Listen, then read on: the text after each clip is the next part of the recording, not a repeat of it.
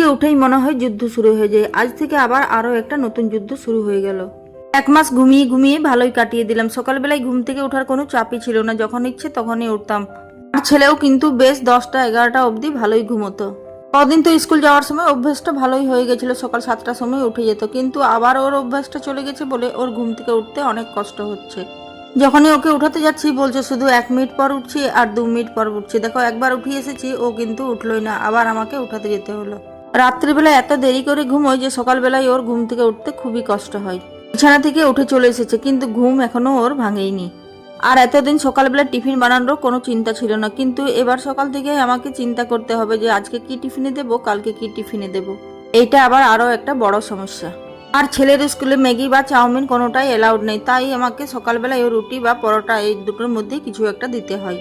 আর আমারও জানো তো সকালবেলায় উঠতে খুবই অসুবিধা হচ্ছে। 5:30টার সময় ঘুম ভেঙেছিল, ওই বিছানায় শুয়ে থাকতে থাকতে আমার উঠতে প্রায় 6টা বেজে গেছে।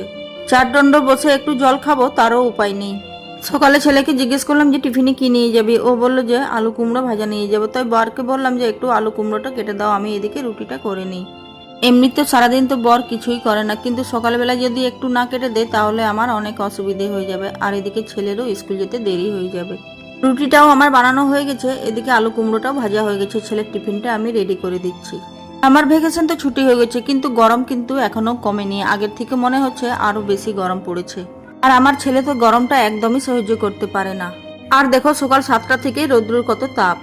যাক বাবা, স্কুলটা খুলেছে ভালোই হয়েছে। এখনকার মতো তো আমি 5 ঘন্টা নিশ্চিন্তে থাকবো। সকাল থেকে তো ওই টিভি নিয়েই বসে থাকতো।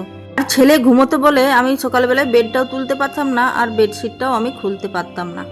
ছেলে স্কুল চলে গেছে, এদিকে আজকে আমি বেডশিটটা নামিয়ে নিয়েছি। আজকে আমি বেডশিটটা কেচে নেব।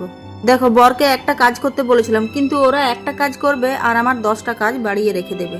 ছেলের স্কুল মোজা খুঁজে পাচ্ছিল না, ওকে বলেছিলাম যে তুমি একটু খুঁজে নাও। ও তো খুঁজেছে, আর দেখো সব কাপড়গুলো বের করে দিয়েছে। আর যখন কাজ বাড়িয়ে রেখে দেয় না, তখন মনে হয় যে নিজে করে নিলেই ভালো হতো।